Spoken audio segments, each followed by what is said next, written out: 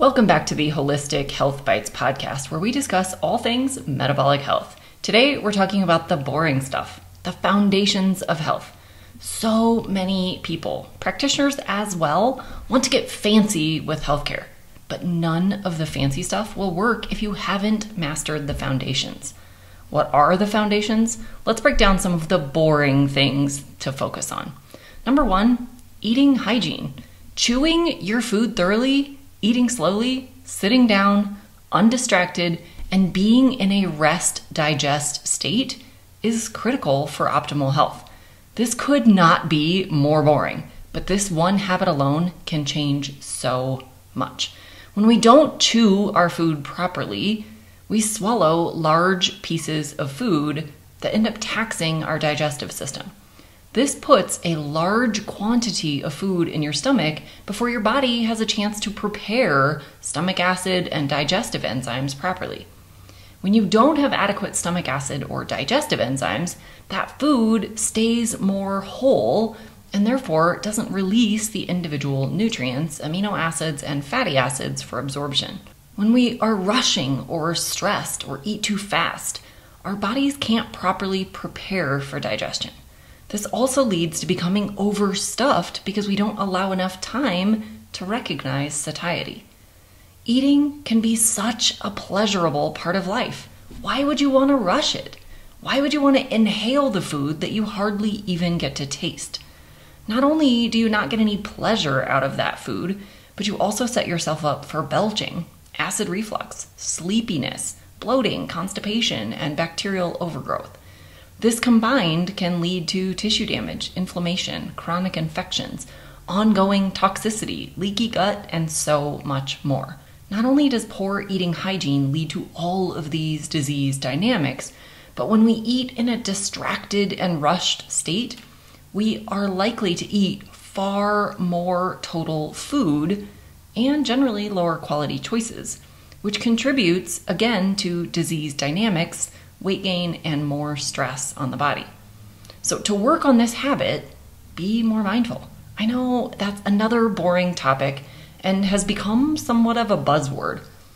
All being mindful means is being aware, paying attention, focusing, acknowledging the importance of this behavior.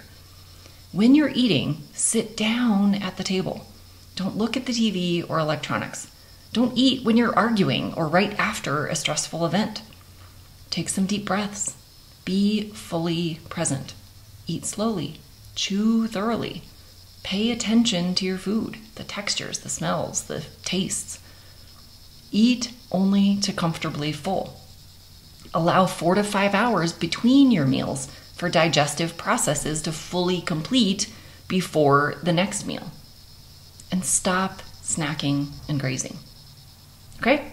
The second boring habit is sleep. Sleep is so difficult for so many people, and it can be the single factor holding them back from achieving their health goals. Sleep deprivation can come in the form of inadequate total amounts of sleep, inadequate quality sleep, or sleeping at unnatural times. Some of this is unavoidable, but some of it we absolutely have control over. When we don't get adequate quality and quantity of sleep at the appropriate times, all health metrics take a downturn. Insulin resistance increases, immune function decreases, blood sugar rises, cognition and brain function suffers, hormone regulation suffers, stress handling is compromised, and overall body function declines. Many body functions Many body functions only occur or mostly occur when we're sleeping. This is when the bulk of our repair happens, when a lot of our detoxification occurs, especially for the brain, and when we reset the entire immune and endocrine hormone systems. One of the main drivers of sleep disturbance is poor sleep hygiene. Watching TV late at night, scrolling on our phones and tablets late at night, doing housework or career work late at night, doing any stressful activity late at night, not setting our sleep environment up properly, ingestion of sleep-altering substances like caffeine, THC, alcohol, and others, or eating too late at night, just to name a few. Our sleep environment is critical. We need a dark, cool, quiet, and comfortable space. Even tiny amounts of light, like an alarm clock, charging electronics, night lights, etc., can make a tremendous difference in sleep quality. A room or bed that's too warm can interfere with getting into the deep levels of sleep, which can make you much easier to wake. Noises, especially those that occur randomly, can clearly wake you up. So if you have a noisy neighborhood or other random noises, you might consider using earplugs or either a pink or white noise machine to kind of drown those random noises out. If your bed, pillow, bedding, or other aspects of your bedroom are uncomfortable, invest in making changes so that you can be more comfortable. Turn off electronics at least 30 minutes before bed, preferably 1 to 2 hours before bed, to avoid the blue light exposure, which stimulates your brain and turns down your melatonin production. This keeps you from calming down for sleep. If you absolutely can't turn your devices off, then definitely consider blue light blocking glasses. They're not as good as turning off the devices, but they're better than nothing. You can even consider turning down your room lights or switching to red or orange tone lights at night. We also want to stop eating 3 to 4 hours before bed. Digestion of food raises your body temperature, which will contribute to you being too warm to fall asleep or to stay asleep. Plus, you'll have a far greater likelihood of experiencing acid reflux or mouth breathing when you have a full belly when you lay down. Alcohol, caffeine, THC, and other chemicals can interfere with falling or staying asleep. Alcohol and THC are often used for people who struggle to fall asleep, and they may seem like they're beneficial, but they alter sleep patterns and prevent proper cycling through the various stages of sleep needed for different purposes. So before you go to bed, incorporate some stretching, breathing exercises, meditation, or other wind down and relax activities before bed. Try not to do intense exercise, strenuous work, housework, or any stressful activities before bed. Reduce or eliminate mind-altering substances that can interfere with your sleep quality. Lean into things like warm teas, hot baths, magnesium, or other nutrients to support melatonin production and sleep quality. For some, oddly enough, even a quick cold plunge can be relaxing. The third boring habit is sunlight. Contrary to popular belief, sunlight is vital to health and circadian rhythm function. Morning sunlight helps with sleep quality and regulation by resetting the circadian rhythm and promoting melatonin production at night. Sunlight helps produce vitamin D, which is also necessary for bone health, immune function, and overall metabolic health. Sun exposure has been shown to reduce blood pressure by stimulating the release of nitric oxide. Sunlight also stimulates proper immune function and can help reduce bacteria and viruses through UV light exposure. Natural sunlight has been shown in numerous studies to boost mood, reduce seasonal affective disorders, and being outdoors in general is great for reducing stress levels and improving happiness levels, especially if you're in a forest or a park or other natural setting. This is also naturally energy stimulating. Contrary to conventional advice, research has shown that moderate sun exposure can improve skin health and reduce the risk of skin cancer.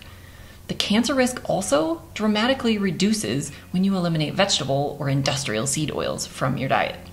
Not exactly a boring habit, but highly relevant to this point. When it comes to sun exposure, aim to get out first thing in the morning and get at least 10 to 15 minutes of sun exposure on your bare skin without sunglasses or UV protection. You can also get additional exposure in the middle of the day on bare skin for the best vitamin D benefits. The next boring habit is hydration.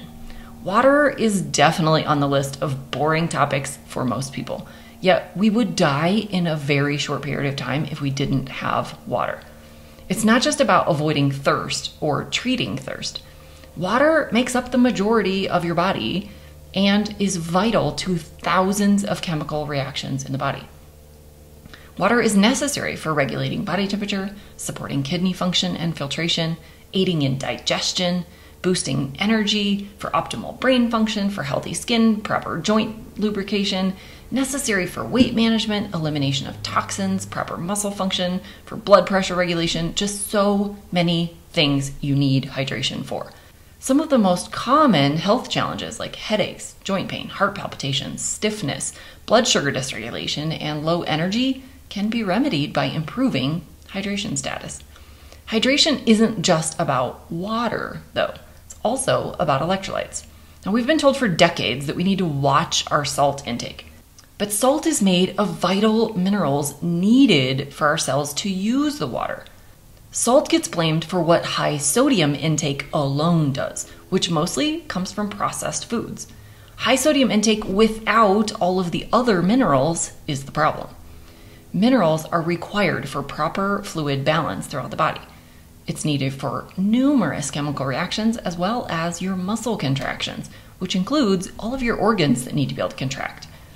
Be sure to replenish your electrolytes by using a quality Himalayan or sea salt with your food and water, or add a quality electrolyte product. Now, I don't recommend products like Gatorade or other sports drinks as they're more artificial ingredients and colors and sweeteners and sugars, and really not all that much in the way of electrolytes. There are some great quality, no sugar added electrolyte products on the market, and you can also just accomplish this with a good quality salt. If you are craving salt, you need salt. This is a pretty strong biological drive. If you get to the point where things are too salty and they're just gross, you've hit your threshold. Only a small portion of the population are truly salt sensitive and will see an increase in blood pressure when increasing salt intake. And I still wonder how many of those people are actually taking the right kinds of salt. Hard to say. The next boring habit is nutrition. We literally are what we eat, digest, and absorb. Nutrients become your muscles, your skin, organs, immune system, and every tissue in your body. When you eat refined, processed, and fake foods, you don't get those proper building blocks needed for proper body function. It can lead to faster cell turnover or lower quality tissues. You wouldn't want to build your house out of hollow plastic blocks, right? You want steel and wood and solid materials. The same is true for your body. If all you do is provide the equivalent of plastic blocks, your body will use that, but it won't hold up well or function properly. To boost quality nutrition, focus on whole, real, natural foods.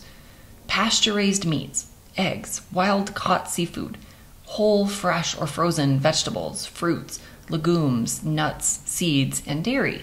Anything that works great for your body and current health status. I would leave out the breads, crackers, sodas, juices, and all of the refined and processed foods. And the final boring habit for today is exercise or movement. Our bodies were designed to move. This does not mean you need a gym membership or a personal trainer, although you certainly can. Physical work, walking, swimming, working around the property, climbing stairs, lifting heavy things, squatting, lunging, pushing, pulling, sprinting, dancing, all physical activity counts. Now, I'm a big fan of using your muscles daily. This can be weightlifting, body weight workouts, resistance training, anything you're fighting gravity, or just lifting anything heavy. I'm generally less of a fan of endurance activities as they can contribute to the loss of muscle and bone when overdone. These are highly stressful workouts that can lead to loss of good tissue, and we need that good tissue for proper metabolic health. The more muscle you have, the stronger your bones are, and the more metabolically active your body is. Numerous studies have demonstrated the power of muscle for not only living longer, but also the extension of quality of life. So there you have 6 boring foundations of health. Sure, you can get fancy with expensive lab testing, complicated supplement or medical protocols, high-dollar medical procedures, and all of the biohacking gear, but none of these things will work until you master these foundations. Consistency matters. Implement these boring things into your routine just like you brush your teeth every day. That's also a boring habit, but it's a vital habit that few adults struggle to do every day. I'd love to hear from you. What other boring foundational habits would you add to this list? What have you found that has helped you implement some of these things? And what changed for you when you did? If you struggle to implement these routines, like a lot of us do, Accountability really helps. I'm considering running a 10-week metabolic reset later this year that will focus on all of these foundations.